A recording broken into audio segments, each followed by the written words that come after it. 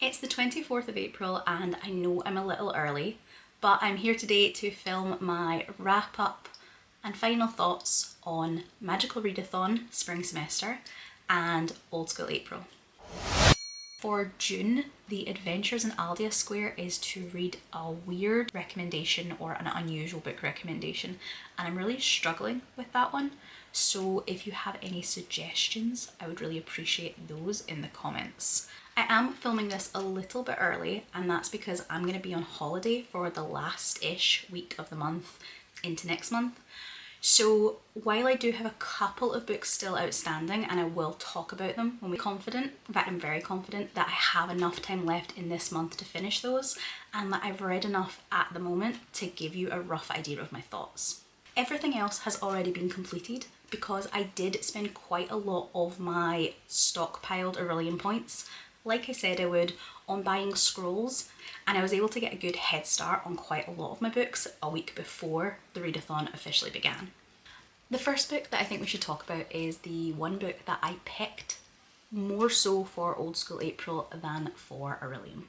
I did manage to find a place that it fitted in Aurelium on one of the additional opportunities prompts, Apothecary Keeper, which I don't know particularly suits my character as I've built her, but having her develop an extra skill is no hardship, and the cover prompt there worked for this. I read Eat the Ones You Love by Sarah Marie Griffin. The reason I picked this for Old School April was that OSA's theme this year is the mall, and it was the only book I could find that I owned or was interested in reading that had a mall setting. Eat the Ones You Love is set in Ireland, and the mall in question is not derelict yet, but definitely in a downward spiral. The shops are starting to close, customers are starting to disappear, and it's highly rumoured that the shopping centre is going to be demolished in the near future. Our setting within a setting is a flower shop inside the mall, and this book is doing a sapphic Little Shop of Horrors retelling. I do have a vlog in which I'm going to talk about this book more, so I don't want to give too much away. I can at least tell you that the setting, that rundown shopping centre, the various shops and shopkeepers within it, the way they spent time together was my favourite part of the novel. I really enjoyed the setting. I thought it was really unique and really clever, and it really fit with the tone of the story that was being told. So my character is overambitious, perhaps, and doing 3 callings this semester. I'm carrying on Aeldian Excavationist, I'm carrying on Necromancer, and this year I'm adding in Beastmaster. For Aeldian Excavationist, I needed to read 4 books. The first one was lore, and the prompt was to read a dystopian book. And this is the first one where my TBR ended up changing. On my original TBR, I put To Cage a Wild Bird by Brooke Fast. This is a YA dystopian fantasy that had a very prison break type of angle to it, and I really thought I would enjoy it. I'd heard it was fast paced. I thought it would be a good one for a readathon, quite light and easy, but I gave it 3 chapters and it wasn't working for me. Luckily, just before I decided to DNF it, I had a sort of revelation moment, which you'll see in my Aurelium weekend vlog, where I said I didn't have any dystopian on my TBR. I said I don't read dystopian, and that's true, but it hadn't occurred to me that I have multiple Matt Dinniman books I still need to read. I could have picked up the next Dungeon Crawler Carl book, which for me is That Inevitable Ruin, or as I ended up doing, I could pick up his new standalone Operation Bounce House. Again, I do talk about this in that Aurelium Overnighter blog, so I don't want to talk about it too much here, but I really enjoyed Operation Bounce House. I had heard some mixed reviews, but I think when Dungeon Crawler Carl is so popular and so many people are getting into it, doing anything else is always going to invite comparison. And personally, I really liked Operation Bounce House. I'm really not a gamer. Operation Bounce House doesn't feel as immersive with the gaming aspect as Carl, and it doesn't have that really bombastic game atmosphere to it. It's a slightly more subdued book, and the gaming is a little less direct, but because that's not what I'm getting from the Carl books, it didn't matter to me, and I actually really enjoyed it. The characters maybe weren't as fully fleshed out as unique personalities as I've seen in Dinniman's other books, but I have to remember that I'm 6 books into that series and this is a standalone. I ended up giving it a 4. It was fast paced, it really worked for that 24-hour readathon, and I had a really good time with it. The next prompt was restoration, and that was to get 5 5-star recommendations from a friend and pick the one you wanted to read. A couple of people that I asked brought up The Mask of Mirrors by M.A. Carrick for this one, so it was the natural choice. This has been on so many of my TBRs. It's been on my Our Fantasy bingo board 3 years in a row, and it's been on multiple TBRs kind of throughout the years. I've been saying I'm going to read it and I'm going to read it, and this is the year I'm reading it. I haven't finished it yet. I am, I think, about a third of the way through and I'm really enjoying it. It maybe wasn't the best book to leave to the end of the month because I don't think it's a book you'd really want to try and rush through. I think it is a book to be savoured, to immerse yourself in. There's a lot of names, a lot of characters, a lot of moving parts, and I don't want to rush it. I did think about it, just powering through it so that I could talk to you about it having been finished in this video. But honestly, I think that's a disservice to the book, and I would rather just tell you guys that that's probably what I'll be reading while I'm on holiday. I'll still finish it by the end of the readathon, but that way I'll really enjoy it and get the most out of it. And I feel like having built it up for so long, having waited for so long for the perfect time to read it, it would be wrong not to. It is exactly what I wanted from it though, so far. I know there's going to be lots of twists and turns and changes, but the writing itself, the world itself, the characters, I'm already fully invested in. It's really what I wanted from a political fantasy. It reminds me a little bit maybe of Cushell's Dark World or Scotland or Melissa Scott's worlds, and I think this is going to end up being a 5-star for me. The next prompt was conjuration, and this was to scroll social media and pick something that appealed to you. It didn't necessarily need to be the first book you saw, and I really like that distinction. I ended up picking The Honeys by Ryan Sala. It's been on my bookshelf for quite a while, and I wanted to fit it into the horror blog that I'm filming along with Eat the Ones You Love and a couple of others. So this was the perfect time to grab it in that sense, but also the sun is emerging at the moment. I saw sunlight for the first time in 6 months yesterday. I'm a whole new person. The world is a completely new place. Everything is looking better, and I'm starting to get in that summery mood. So a horror book set at a summer camp was a perfect fit for some of those April rainy day blues. In this, we're following a gender fluid protagonist. His sister has been a regular and a real advocate for a summer camp program that she's attended for years. One year she comes home, she's changed dramatically, and within that first chapter she dies. So that's not a spoiler. Our protagonist then decides that he is going to go to the summer camp this year in her place, and he's going to find out what happened. I really liked the way this one played about with not quite an unreliable narrator, but maybe an unreliable narrative. I suspected from the start and from the blurb that there was some kind of supernatural paranormal element going on, but honestly halfway through the book I couldn't have told you if I was right about that. I knew something was going on, I was suspicious, but I think Sala did a really great job of balancing the, is this some kind of conspiracy? Is it something going on in the protagonist's head? Is it supernatural? Is it something else entirely? And then the end was wild. The end was such a wild ride. I had a really good time with it. Finally, for this calling, I had to do animal studies, and that was to read a book that had some kind of wolf theming. So either in the story itself, on the cover, in the title, anything you liked. For this one, I picked up Moonstone by Laura Purcell. I was really looking forward to this one because I've read Purcell before. She has written quite a lot of adult gothic historical novels, tending towards, like I talked about with The Honeys, either an unreliable narrator or an unreliable narration, where there's a lot of is it, isn't it? Is it in the protagonist's head? Is it some kind of supernatural element? She really plays that line really well.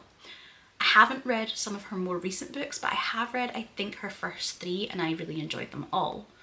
Moonstone is doing quite a few new things. I'm not sure, again, if it's new for her as an author or if it's new for me as a reader with her as an author, but this is a sapphic book. It is a YA book, and I would say it's the first book that really is fully just, yes, there is supernatural elements in this story, rather than it dithering. But I had a lot of issues with it, and I think those two things at the end there are the problem. We're in a Victorian setting. Our protagonist makes a social faux pas and is sent away to her mother's friend who lives in the countryside with her young daughter. Her daughter is very, very sick, and they are keeping her isolated. There's lots of folk remedies they're using. There's lots of rules in this house about what they can and can't do. And the thing is, it's so clear, maybe from a marketing, because it's on the way the blurb's written, because the way the cover's designed, it's so clear to the reader immediately that this girl isn't suffering from some kind of actual illness. She's a werewolf. She's suffering from lycanthropy, and her mother and the woman, the assistant healer friend, they're covering that up. They're keeping her symptoms under control, and it means that our protagonist comes across as incredibly stupid. But the thing is, in the world of the book, there's absolutely no reason she would suspect this. If she jumped to that conclusion, then she would be being silly. But because the reader sees it so clearly, it sets up this real disconnect. And I actually think what would have been much smarter is if Laura Purcell had, yeah, you want to make it obvious that she's a werewolf right from the beginning and it's the protagonist not seeing that, fine. But maybe have a double bluff at the end where it's not something supernatural. Maybe it's not an illness, but maybe it's a third thing, but still manage to have that twist involved. Whereas when the big reveal happened, it was massively underwhelming. It was, yeah, I've known that for 200 pages. I assumed we all knew that. It just didn't feel right, and I wonder whether that's because this is Purcell's first YA book. She felt the need to over foreshadow and maybe over explain, over hint. Because she's used to an adult audience, maybe she's not giving enough credit to YA readers. It just didn't feel fully fleshed out to me. The second calling I did was Beastmaster, and it had 5 prompts. However, I was able to use a scroll here and get it down to just 4 books. The first book was the Elemental Studies prompt, and this was to read a book that had a temperature word in the title. I read A Dark Cold Touch by Megan E. Hart. This is a gothic romance mystery, and I hadn't realised more of a novella than a novel, which I think is its flaw. I don't think there was enough time set up to really give us that sense of atmosphere, to give us, again, that what is happening in the house. Is there some kind of ghostly presence, or are the people in this house up to something? That's really the dilemma that our protagonist has, and it didn't feel like we really got to fully tease that maybe there was a ghost before we committed in one direction. It was all right, it was fine. I liked that there was a sapphic plotline. I liked that there was some Jewish representation here. In a few scenes where it tried to give you perhaps there's something spooky going on in the house, it did manage quite a lot of atmosphere. I just think it would have been better fleshed out more. Then I had Animal Studies again, so the wolf, and Lore again, so the dystopian. And for these I combined them into After the Fall by Edward Ashton. Again, I talked about this in my Aurelian vlog. I hadn't finished the book completely, but I gave you an update, I think somewhere around the 70 to 80% mark. So there's not much to say that's different, but I really enjoyed this book. It was not what I was expecting in any way, shape or form. The book is pitched as a buddy comedy or a workplace comedy in a sci-fi dystopian world where humanity has been subjugated by an alien race. And I didn't get the buddy comedy or the workplace comedy at all. If I describe to you the plot line, it does sound like it would fit that, but the tone and the vibe of the book was just so different, it didn't fit it at all. But I did have a really good time with it, and I did think the world was really interesting. I am really excited to read Edward Ashton in the future. We're following John, who is what's called a bondsman. So these are humans that have become something between an indentured servant and a pet. to a Grey, which is the alien race. John is a bondsman for Martok, and Martok is kind of a genial idiot. He's not the most successful, he's full of bright ideas that just don't work out, and his new brilliant plan is that he is going to start up a kind of forest retreat, a woodland retreat, to help Greys relax and unwind, which is something completely new to them. To get the initial funding for this, he essentially pawns John. So if he can't make his payments, his backer is going to come in and take John's indentureship, and John is fairly certain he's going to be hunted for sport. So obviously he wants Martok to succeed. At the same time, John manages to make a kind of a miscommunication comedy of errors. He convinces some of the other Greys that Martok has this really unusual power amongst them where he is able to physically harm other people of his species. And so there's like John trying to maintain this illusion, using it to get things from the other Greys while Martok is unaware and still trying to run his retreat. Which all does sound like there's that workplace comedy thing going on, but because the stakes for John are really high, because he is at the same time getting involved with a human resistance group, the tone's just much darker and much more serious than the storyline itself implies. The narration is fantastic, and it might be my favourite book of the month, but I will say there were a lot of really high contenders, especially in the Nick's Callings batch. The other books I read for Beastmaster were Alchemy, which was a reread. I decided to read Boyfriend Material by Alexis Hall. This is an adult queer contemporary romance where we have a fake dating on one character's part to rebuild his public reputation so that he doesn't lose his job, and on the other character's part so that he can show face at a big family event. I think it's hilarious. Reading it for a third time, I still had moments where I literally laughed out loud.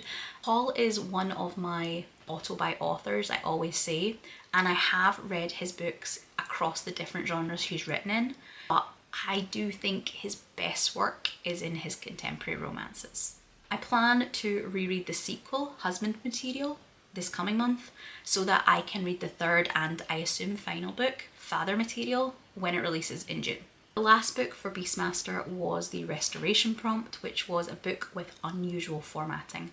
And for this, I picked a Janice Hallett book. I've been catching up with her older releases, which this is one of, and I really like the way she tells a story through entirely mixed media found footage. You get text messages, you get transcripts, you get little hints from maybe WhatsApp groups or email chains, and you have to kind of solve the mystery along with whoever's investigating. The Examiner is set in a college setting where we have a group of characters doing a mixed media art course for a year, communicating largely through the college's online messaging system. At the end of the year, an external examiner comes in to audit the course. They get those transcripts, and essentially that's how they're provided to us, and are convinced that something is hidden in those transcripts that has been overlooked. They think that at some point one of the students has went missing and is in danger. For the first 200-300 pages, I was having a great time with this until the very last kind of 20%, the final act, when for me personally it just got too convoluted, too outside the realm of possibility. That suspension of disbelief just disappeared. And it was a bit of a disappointing ending for a book that had otherwise been really, really successful. I still have one more book, I think, in Hallett's backlist to pick up, and then I do plan to read her new middle grade and her new adult novel when they both come out. My final calling is The Necromancer. It has the most books, there are 8 prompts here, and it probably had the most changes, I think, from my TBR. The first book was Shapeshifting. We were to toss a coin, and depending on how it fell, we would pick either a book over or under 400 pages. For this, I picked another reread, Paladin's Grace by T. Kingfisher, the first book in her Saints of Steel series. And since I'm taking part in Faye's book club for 4 books we currently have, are following a group of paladins. So they're kind of a little bit like knights, like holy knights, after their god has died, which has decimated their ranks and left all of them very traumatized and very unstable. In this, Stephen meets Grace. She is a local perfumer who has secrets of her own, and when she is accused of assassinating a kind of visiting dignitary, he starts to look into what actually happened. I loved this book. I loved rereading it. I was more prepared for what the world is like, which it's not cozy fantasy, but it's not cozy fantasy. It is very dark in places. We have both Grace imprisoned on trial, fighting for her life. We also have a secondary serial killer running around the city, popping off heads. There is a lot of dark elements, but it does have, I think, what Faye calls gentle fantasy. There's also an element of competency porn here. Yes, they're both absolutely useless in the moment. Neither of them deal particularly well once Grace is accused, but in their own lives, in their day-to-day lives, they are very, very competent. Grace is a fantastic perfumer, and Stephen is a very good fighter and a knitter, which I loved.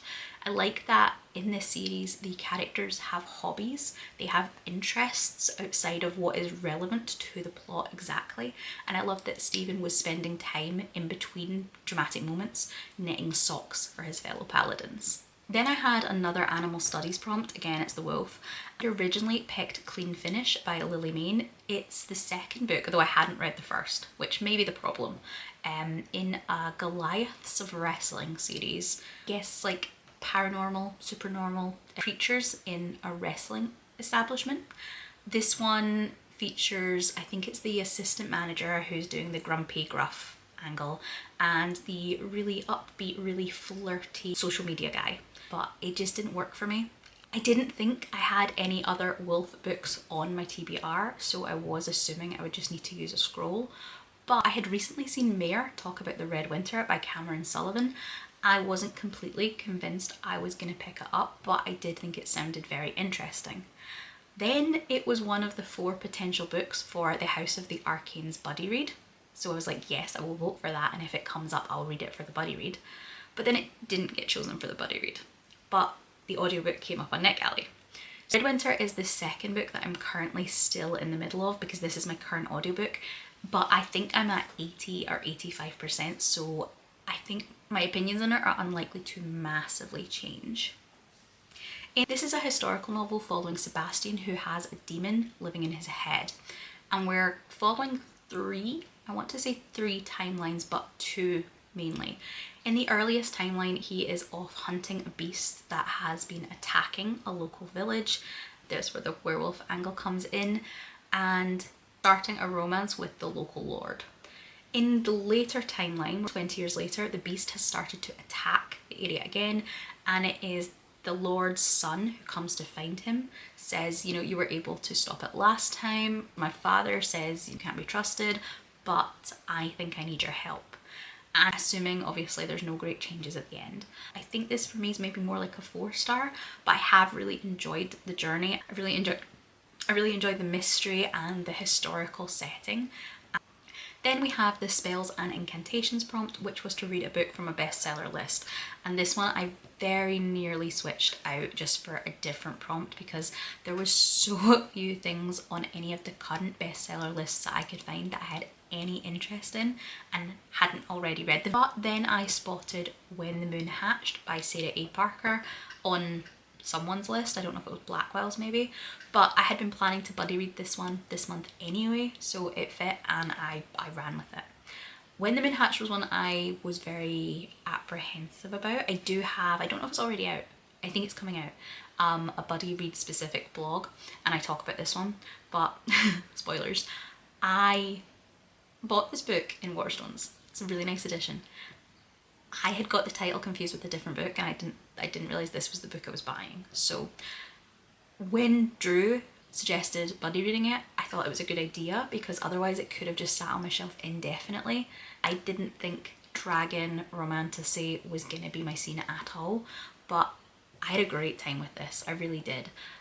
I thought it was really fast paced, I enjoyed the characters, I really liked the world. It was a really immersive story that I wasn't expecting to enjoy as much as I did. It's not a 5 stars, but the last third of the book had lots of twists and turns, things that I had suspected, but that played out and paid off really well. It was very, very well done. Then we had Conjuration again, the social media scroll. For this one I picked Everyone in This Bank is a Suspect by, no, Everyone in This Bank is a Thief by Benjamin Stevenson, which is the third or fourth book in his Ernest Cunningham series. And I say third or fourth because depending on Goodreads or the book itself, I think it's different. Stevenson is clearly counting the Christmas novella as a full book, whereas I don't think Goodreads is, so I don't know what we're actually calling this, but it was fantastic. This is going to be in another vlog.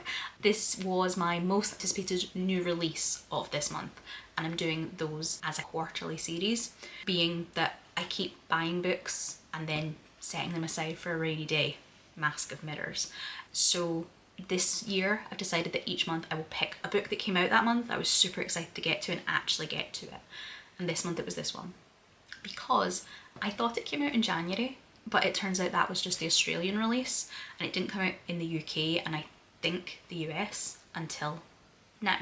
So I've been anticipating this one and I've loved every book in this series. This one is absolutely no different. The first book is a ski lodge setting and it's more about Ernest and his family. It's everyone in my family has killed someone. The second one is a train. The Christmas one is set in a theatre, and then this is set in a bank. And while Ernest is investigating his crime, there are 10 heists to different degrees going on with his 10 suspects. I really enjoy this. I really like that we got Ernest and his fiancée Juliet together for so much of the plot. I really love the dynamic, the bickering, the fond bickering that goes on between them. And it was nice to get to see them play off each other so much because we have that kind of enclosed setting, which I think Stevenson does really well, that locked room mystery and having different characters with their motivations, trying to hide their different reasons, and then things are revealed and he does the twists and turns really well. So then we were back to lore, and the prompt should have been dystopian, but as I said, when I was making my TBR, I didn't think I had enough dystopian books. I could have read Matt Dinniman, but I didn't. So instead I used a scroll and switched this for a prompt that I hadn't otherwise come across, a top shelf book. You could interpret that either as the top shelf of your bookshelf or the kind of top of your TBR priorities. For this one, I used the top shelf of my bookshelf and picked up Sourcery by Terry Pratchett. This is the third book in his Wizards sub-series in the Discworld series. The son of a wizard, or an eighth son of an eighth son is a wizard, and the eighth son of a wizard is a sorcerer, a source of magic. And we're following Coin when he is given a fate by his father, basically, that he will wear the hat of the Arch-Chancellor of Unseen University, which is the wizarding school in Ankh-Morpork in the Discworld. That really doesn't take up much of the book though. Almost immediately we end up following the character we've known from the previous two books, Rincewind, who is pretty much the world's most useless wizard. Pratchett uses this book to satirise a lot of, I would say, the kind of 101 Nights stories particularly. We have Conan, the barbarian's daughter. We have Nigel, who is just starting out on his journey to be a barbarian warrior. We have Creosote, the richest man in the world, who has a harem full of girls who tell him stories. Wizards books are not my favourite, and particularly these early Wizards books I don't really enjoy, but I have given myself the goal to reread all 8 this year to try and see if there's something there that I've missed. It was maybe a 3. I liked it more than the previous book, The Light Fantastic, but I know that there's so much better that Pratchett can do and does do in Discworld as a whole. The Wizards books, I don't know. I know there's some people's favourites, but they just don't work for me. But I am glad that I've read it. For Demonology, I had another switch. The prompt for this is to read a book with a house on the cover. Originally, I picked A Woman of Substance by Barbara Taylor Bradford, and I said in my TBR video that my plan was to assume I would read it, but not to be too tied to the idea. There's a new adaptation coming out on Channel 4, or is out on Channel 4 of this. It looks beautiful, like it's really like the money on the screen. It looks like a really beautifully done adaptation, and I want to watch it. but if I watch an adaptation, I'm never going to read the book. I have to do it in the other order, so I was like, I'm going to try the book before I watch it. It's a 900-page women's fiction family saga story. I love the idea of this really, really ambitious female character taking on this upper class family, going into business. It's all about revenge and her taking down a dynasty to build her own. I love the idea of it, but I knew that family saga women's fiction was going to be such a hard sell for me. I knew that, and the 900 pages doesn't help. I did give it a try. I think I read about 90 pages on the audiobook, and the writing style just didn't work either. I found it way too descriptive, which, considering I like Anne Rice, is saying something, but there was just too much description of things that didn't matter, too much description of the boardroom and the furnishing, and that I think will lend itself really, really well to the set dressing in the adaptation because it is all there in the book, but I just felt it bogged everything down. Instead, I switched it for Dire Threads by Janet Bolin. This is the first book in, I think it's called the Threadville Cozy Mystery series. I've read this author before under a different pen name, so I knew I quite liked her writing. But this series, which it's only starting, but this series is even more my jam. It's even better, I think, than the series I've read from her as Ginger Bolton. This is set in a small town where there are multiple embroidery, sewing, yarn shops, and when I found this series, bought all 5 books all at once, so I need to like it. But this first book was just confirmation that this is going to be perfect for me. This was a great cozy mystery. We have a great little gang or community of women in the town that all work together, and I really liked seeing the different craft projects, the different shops, as we were working on the greater mystery. So this one was a 5-star success. Then we had Inscription, and the prompt for this was to read a book with a day of the week in the title. That just wasn't happening. I had nothing I was interested in here, so I used a scroll. I switched it for the astronomy prompt again, the top shelf of your TBR, but I picked the other angle this time. So Sourcery was the top shelf of my bookshelves, and this one I decided to go with like a top priority TBR book. Originally I picked Murder by the Book by Lauren Elliott, which is this month's Cozy Mystery Book Club book, and I've had the physical book sitting in a box on my bookshelf for years, but the writing style just did not work for me. I gave it a couple of chapters and was like, no, this isn't it. So I ended up switching it, but I did stick with that kind of top priority idea, something I really had to get to this month, and so I picked another buddy read. I ended up reading His Face is the Sun by Michelle Jabès Corpora. I love this one. This one was 4.5 or a 5-star read for me. It's a YA ancient Egyptian inspired fantasy. The fantasy element is more in the magic of prophecies, and there is a kind of a slightly more magic-y element happening that we won't talk about, but largely the book was more like a political fantasy.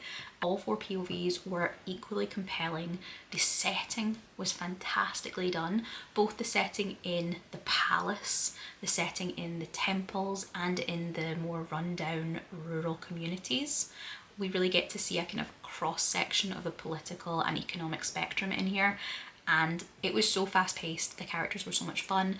I had a really, really great time with it, and I have a sequel. I plan on reading that next month. Finally, for this calling, we had Restoration. The prompt was to roll a die, and the number that you get is the number in the series you need to read. So I rolled a 3, and for that I picked the 3rd book in the Game Changer series by Rachel Reid, Tough Guy. I really liked this. I had a good time. I thought it was very fast paced. I read it during the all-nighter and I did get through very quickly. And I think I said during the all-nighter that it's so funny that I agree with people who say these aren't the best written books, but there's something so compelling about them. There's something so consumable about them. Once you start, I needed to finish. And then when I did, no, it wasn't a reading slump, but I did have a kind of moment where I was like, I don't know what I want to read next. I don't have anything that appeals to me. I kind of want to go into the next book, and that's not on my TBR. I ended up, I think, dipping into some things that I already had on the go for that evening, but I didn't feel like I could start anything new until the next day. I don't know, there's some kind of crack that woman puts in these books. Our hockey player is Ryan, who is, I don't know enough about hockey, he's like an enforcer. It's his job to get into fights or to protect the other players so they don't get into fights. And he is also in this riddled with anxiety. And the romance is between him and Fabian, who is a musician that Ryan lived with when they were teenagers. Fabian's family fosters hockey players, so they have known each other in the past, but there wasn't a relationship there. Now they're meeting as 30-somethings, and it turns out that both of them obviously had crushes on each other when they were teenagers, and now they're kind of going forward with all their emotional baggage. Finally, on the book front, I actually also managed to fit in 2 of the adventure board prompts. The first one was fresh off the press, the last book on your TBR, I think it was, or a priority book on your TBR, something along those lines. I read Plainly Murder by Isabella Allen, who is the pen name of Amanda Flower. This book is a prequel novella to her Amish Quilt Shop series, and if you've seen my TBR for next month, the first book on the Amish Quilt Shop series is there. For me, that's a reread, but I had never read this prequel novella, and since it was short, it felt like a great time to just squeeze it in so that I can have read it before I go into the first book. So it fit that kind of, it's a book that I need to read before I can read something that's on my TBR next month, so it fit the prompt here. The current one that's up as I record this is Justiciar. Is that how we're saying it? Justiciar Needed. And the prompt is to read a book that has a hat on the cover. For this, I read Murder at the Piccadilly Playhouse by C.J. Archer. This is the second book in the Cleopatra Fox mystery series. This is a historical mystery where we have the poor relative Cleo, who, when her grandparents die, goes off to live with her wealthy aunt and uncle, who live in and run this very, very exclusive hotel. The first book was a 5-star for me. I absolutely loved it. I loved the hotel setting, which we spent a lot of time in, and I really liked both physically the upstairs downstairs dynamic, but also the social difference. We get to see Cleo in the world of her family, these really upper class people, their concerns, their parties and marriages and all their kind of social manoeuvring, but also we got to see the downstairs characters, the lower social order, and how Cleo fits in with them, and I just really enjoyed it. This one I didn't love quite so much, possibly because we are going out of the hotel more. There's still quite a lot in the hotel, and it is the hotel that sparks Cleo's investment in the mystery, but I would have liked to see that more. It was still a really good book though, and I really am still really very invested in continuing with the series. So moving on to Old School April. Obviously, as I said, Eat the Ones You Love I picked specifically because it hit that mall theme that this year is based on. But the way Old School April works is that there are like 20 odd reading prompts, and you can fit each book to as many as you're able to. So all of the books that I read for Aurelium did get submitted for my team for Old School April, even if I didn't pick any books specifically for the Old School April theme. Where I focused on Old School April though was in my TV film watching this month. I watched season 9 and 10 of MASH. MASH is like a comfort watch to me at this stage. I must have seen every episode a dozen times. I could probably recite you the entire episodes. So it's very much a comfort watch. It's very much something that feels very low energy. It doesn't take me any kind of investment to enjoy the show. So 2 seasons watching it sounds like a lot, but like honestly was nothing. They're also short 20-minute episodes, so I was able to get through it fairly quickly. I also watched the 13 episodes of the Babysitters Club series from the 90s.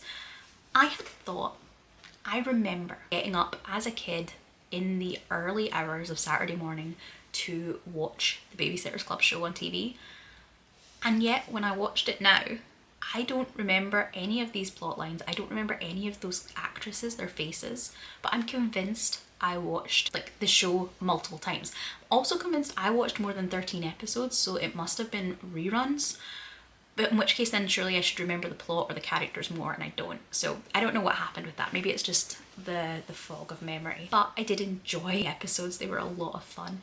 I really liked even the theme tune felt really nostalgic without me actually remembering it.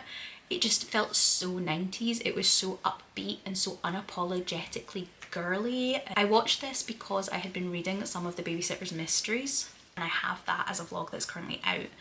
The other TV show that I've watched, I think about 6 or 7 episodes, and I would have liked to have watched more, is The Tribe.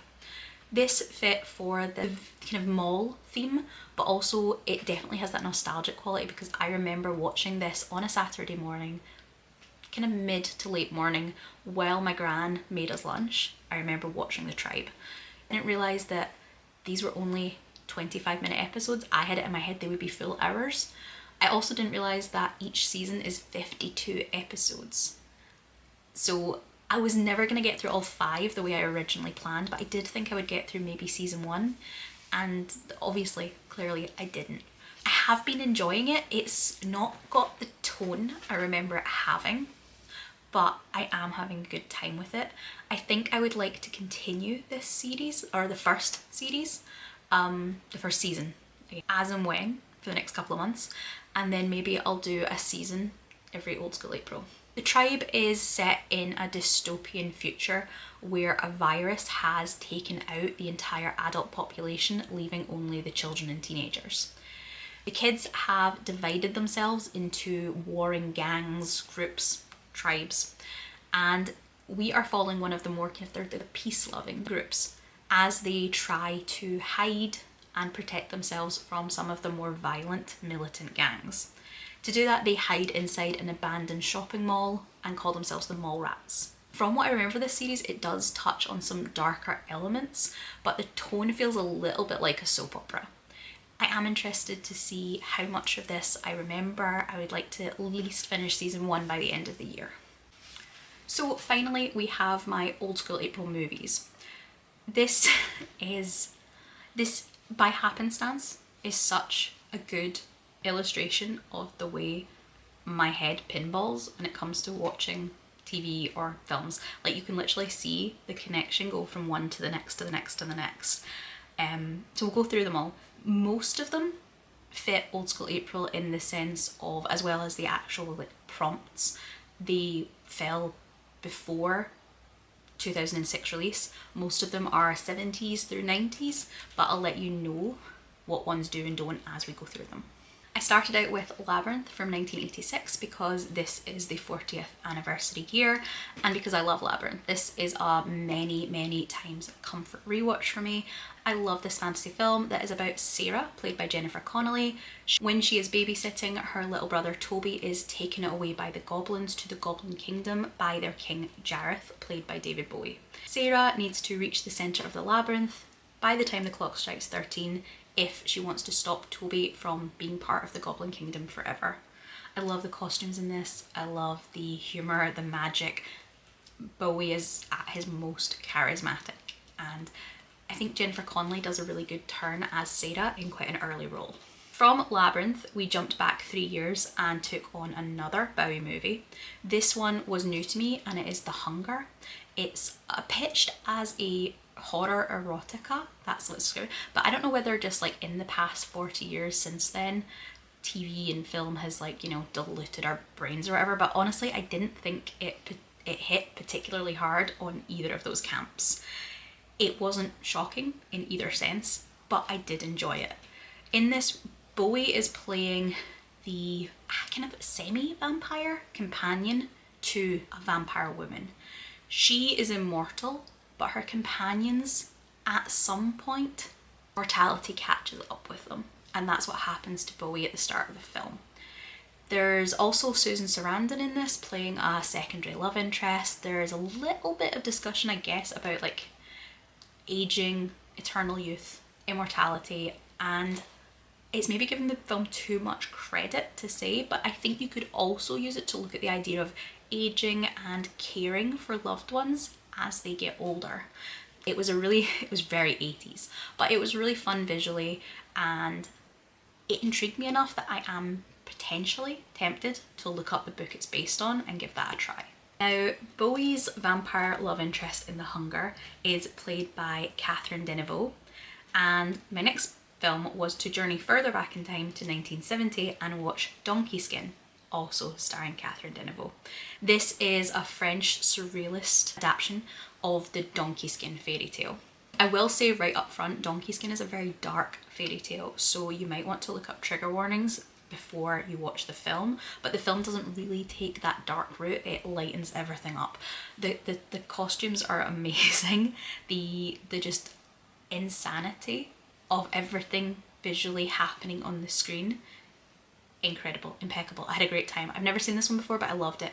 It also made me really keen to go back and read Deerskin by Robin McKinley, which I think came out in the 90s. I read it as a kid, and it does really examine some of those darker issues in Donkey Skin, to the point where, while I can't say I enjoyed it as a kid, I definitely thought back on it a lot, and I think I'd be interested to read it now as an adult. In this, we're following a princess whose father is, when his wife dies, he says that he'll never remarry unless he can find someone as beautiful as his wife. And then he thinks, you know what, maybe I should marry my daughter. So as I said, Robin McKinley really deals with the issues that raises. This film, Donkey Skin, makes it a lot more lighthearted. The princess has to be convinced by a musical number from her fairy godmother that, you know, incest is bad. Eventually she is convinced, and she tries to put her father off by asking for different dresses. The first one is the colour of the weather, the next one is the colour of the moon, the colour of the sun, and the costumes just are stunningly gorgeous. Then she goes off and has her own little adventure and finds true love. Was it good? I don't know, but it was beautiful and a lot of fun to watch. From there, it was very much a princesses vibe I was on. We watched 3 Wishes for Cinderella, again new to me. This is a Czech retelling of the Cinderella story that came out in 1973. Visually, this one wasn't as exciting as Donkey Skin, but I did really like the version of Cinderella we got. I'd never seen this version of Cinderella, both in the plotline elements, which involve her getting 3 wishes from magical acorns, and Cinderella herself, who's like a feral little gremlin child that's out in the woods hunting and throwing snowballs at the prince and shooting down birds of prey and beating him at competitions. I don't think I'd want to rewatch this one, but I did enjoy it. And then, because if I'm gonna watch a 70s Cinderella film, I'm gonna be putting my absolute all-time favourite film on here as well. So we watched The Slipper and the Rose from 1976. This is my favourite film.